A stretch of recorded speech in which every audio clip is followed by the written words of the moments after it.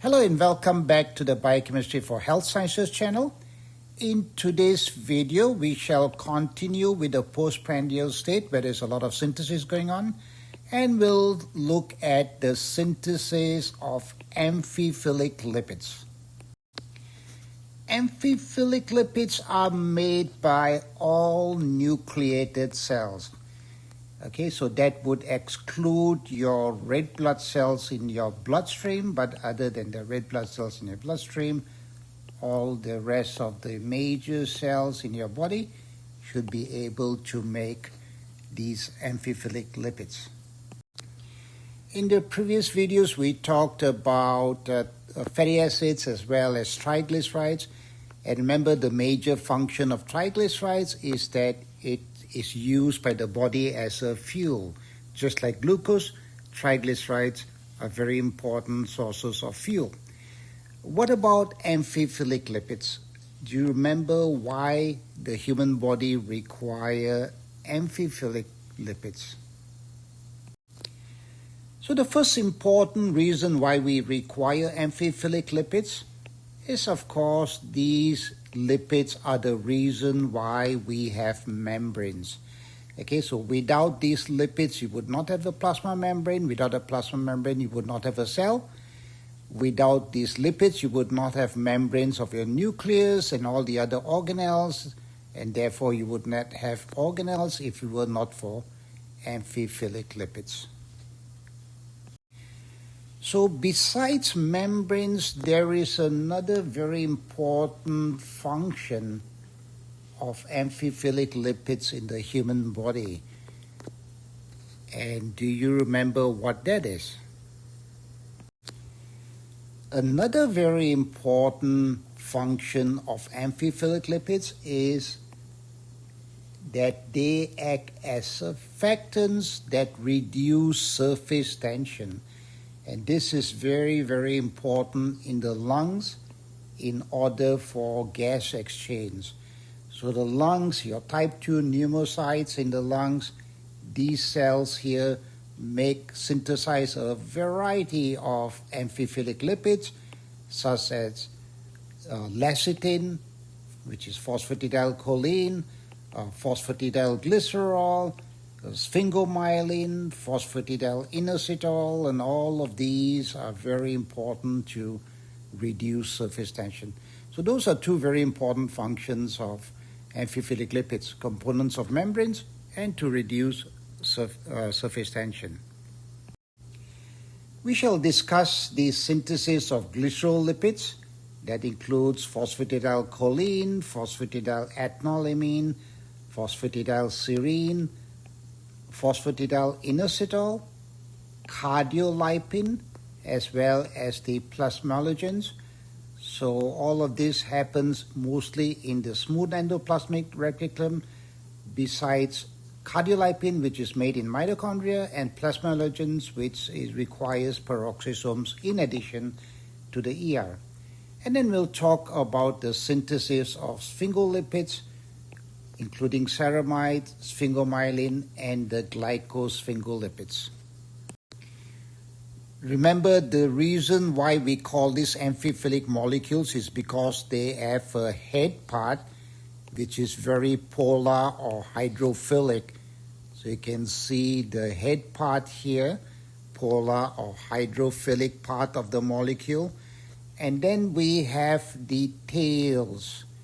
These tails are non-polar or hydrophobic. So we see, for example, a tail here and a tail here, as well as a tail here and a tail here. Let's first look at the key steps in the synthesis of phosphatidylcholine, phosphatidylethanolamine, and phosphatidylserine. Remember, these molecules have the glycerol part, that's why they're called glycerolipids. They have a phosphate, that's why they're called glycerophospholipids. And then they have two fatty acids attached to the glycerol backbone. And then there is the amino alcohol group, which could either be choline, ethanolamine, or serine. So in the first step, we require, just like triglyceride synthesis, we require this intermediate glycerol 3-phosphate, which can come from glycerol or can come from dihydroxyacetone phosphate, which, if you remember, is an intermediate of glycolysis. So very similar to triglyceride synthesis, what happens in the next step is a fatty acid is transferred to this alcohol group to give you lysophosphatidate. Remember, glycerol 3-phosphate is water soluble, but lysophosphatidate is not, so that gets embedded in the smooth endoplasmic reticulum membrane. And in the next step, another transferase will transfer another fatty acid now to the middle carbon here, and we get the second fatty acid attached, and that gives us phosphatidate, also called diacylglycerol phosphate. In the next step, this phosphate is removed by a phosphatase to give you the alcohol group. So we form diacylglycerol, two fatty acids attached to glycerol, DAG, diacylglycerol. So once again, you can see those intermediates like glycerol 3-phosphate that are water soluble, those reactions happen in the cytoplasm, while the intermediates such as lysophosphatidate and phosphatidate and diacylglycerol that are not water soluble, they will be embedded in the cytosolic side of the ER membrane. So this part here is the part that faces the cytoplasm, and that's where you will see the intermediates. So this part here will be the inner monolayer of the smooth endoplasmic reticulum. So this part of the synthesis is from glycerol 3-phosphate to DAG, diacylglycerol, is what we saw earlier in the synthesis of triglycerides. So we have this diacylglycerol, and now we want to attach the head groups, the polar head groups, right here to this carbon. So what happens next is that these head groups, these amino alcohols such as choline and ethanolamine, they first react with ATP to give you phosphocholine or phosphatidylethanolamine. So clearly energy is required because we're using ATP. And then in the next step, we use another nucleotide, CTP. So the CTP will react with phosphocholine to form CDP choline. Similarly, phosphatidylethanolamine will react with CTP to give you CDP ethanolamine. So these reactions make the choline reactive because we have added a good leaving group, CDP. Similarly, ethanolamine becomes more reactive because we have added a good leaving group, CDP. So in the next step, the reactive CDP choline will react with this alcohol here to give you your head group.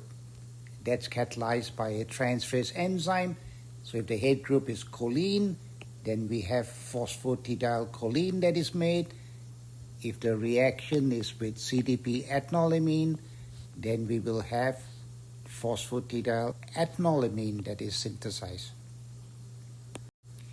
Now we can also make phosphatidylcholine directly from phosphatidylethanolamine by reacting the amine group here with a chemical called SAM, S-adenosyl methionine, which is a very important chemical that adds methyl groups.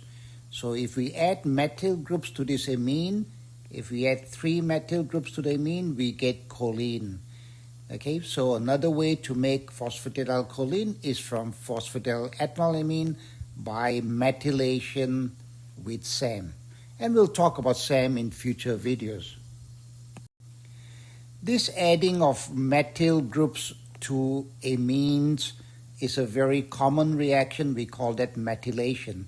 So not only do we see this in the formation of choline, we also see these methylation reactions in many other biomolecules I'll talk about in the future.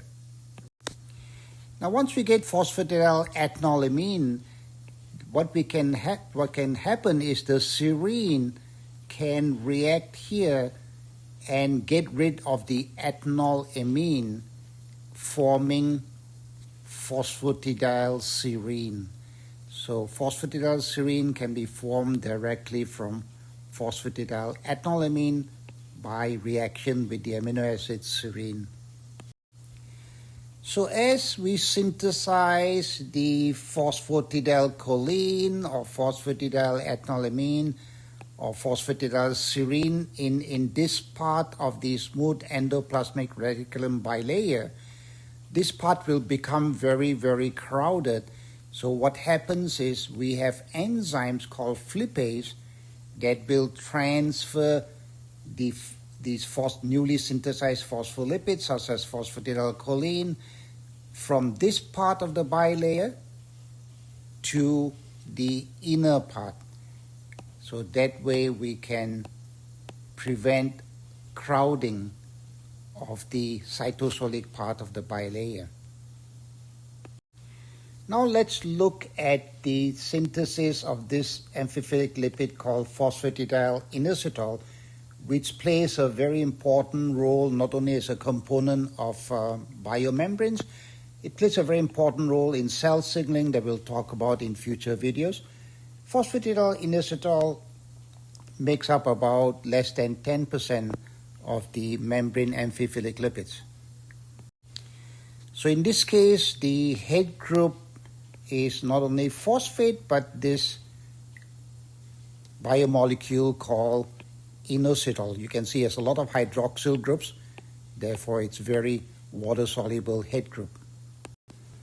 So let's see how we synthesize phosphatidylinositol. So as we discussed previously, we start with glycerol 3-phosphate, convert it to lysophosphatidate, and then add another fatty acid and form phosphatidate, diacyl glycerol phosphate. And this is what we shall use to make phosphatidylinositol. So let's look at the next step. We now react the phosphatidate with the nucleotide CTP to give us CDP diacyl glycerol. So now we have CDP and then the diacyl glycerol, and in the last step the inositol the polar head group will now displace this CMP. CMP is a leaving group, and that will form phosphatidylinositol. Now let's look at the synthesis of cardiolipin. Now cardiolipin is a very unusual amphiphilic lipid because it's a dimeric phospholipid. So you can see there is a sort of a glycerol that is joining two phospholipids here, two phospholipids, and that gives us a head. But now we have 1, 2, 3, 4. We have 4 tails. Okay, so that's 4 tails. So very unusual amphiphilic lipid. This lipid actually forms less than about 10% of the mitochondrial membrane lipids. So it's especially predominant in the inner mitochondrial membrane. Remember, this is where the electron transport chain is located. So it probably plays a very important role, directly or indirectly, in stabilizing the inner membrane where the electron transport chain is located. Now, interestingly, there are several autoimmune diseases as well as problems with improper blood clotting or excessive blood clotting. And patients with these disorders, one of the most common antibodies that we find in these patients are antibodies that are directed against cardiolipin. Okay, so cardiolipin antibodies is a test that we do to help us detect these disorders, these autoimmune disorders or disorders associated with excessive blood clotting. So let's see how your mitochondria makes this very unusual phospholipid called cardiolipin. So just like phosphatidylinositol, we take the phosphatidate, react it with CTP to form CDP diacylglycerol. So this part is very similar to the synthesis of phosphatidylinositol. In the next step, glycerol 3-phosphate will react here and kick out the CMP. So the CMP becomes a leaving group, and that gives us phosphatidylglycerol phosphate. Okay, so we have glycerol phosphate and the phosphatidyl group. In the next step, this phosphate group is removed by hydrolysis to give us phosphatidylglycerol. So we get phosphatidylglycerol. In the last step, this hydroxyl group of phosphatidylglycerol will react here, kick out the CMP. The CMP comes out as a leaving group, and we get cardiolipin form. So here in this synthesis, we see the formation of phosphatidylglycerol, which is also a very important amphiphilic lipid found in cell membranes, as well as an important lung surfactant. And we also see the synthesis of this unusual phospholipid called cardiolipin. What about plasmalogens? So what are plasmalogens? If you compare the structure of lecithin with a typical plasmalogen, you see it's more or less the same. We do have our amino alcohol, we do have the fatty acid, but if you look at this fatty acid part, you see there is a slight difference. This is a fatty alcohol, and it has a double bond here. Okay, so this is the part here that is quite different from lecithin, and these are called plasmalogens. The myelin sheets of neurons are very rich in plasmalogens. Plasmalogens form about 20% of all the phospholipids in our body, and they play an important role not only as component of biomembranes, they are very important for signaling as well as for inflammation. Let's have a quick overview on how we make plasmalogens. So in the peroxisome, we have this glycolytic intermediate, dihydroxyacetone phosphate, and this reacts with a fatty acyl-CoA, catalyzed by a transferase enzyme, and we now have the fatty acid attached to this hydroxyl group of DHAP to give us 1-acyl DHAP in the peroxisome.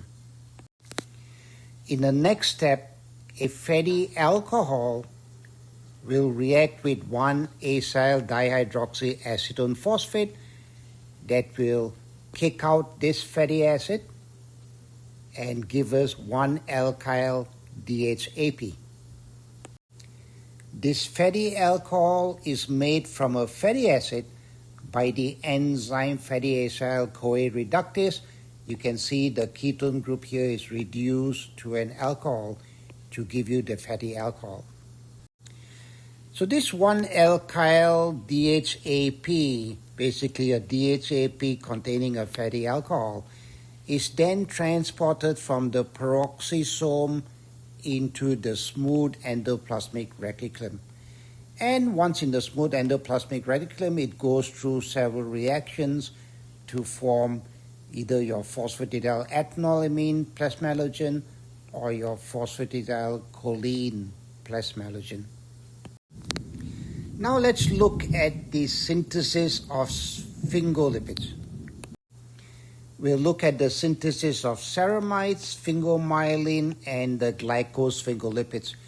Now remember, unlike glycerolipids, in sphingolipids, the backbone here, this backbone here really comes from sphingosine, and sphingosine is basically derived from a fatty acid, palmitoyl-CoA, and an amino acid serine.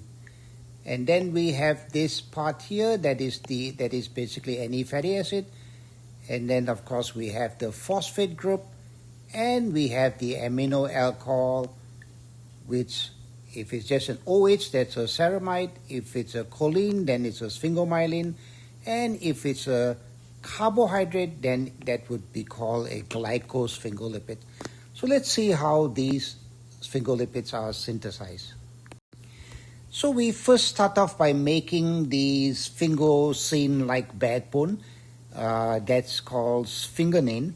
So we make sphingonine, and how we do that is we react palmitic acid or palmitoyl-CoA, the CoA version of palmitic acid, with the amino acid serine. And this reaction is catalyzed by an enzyme serine palmitoyl transferase, and what we get is 3-ketosphingolipid. So you can see the serine part here and the part from the fatty acid palmitic acid. Notice that the carboxyl group of serine comes out as carbon dioxide.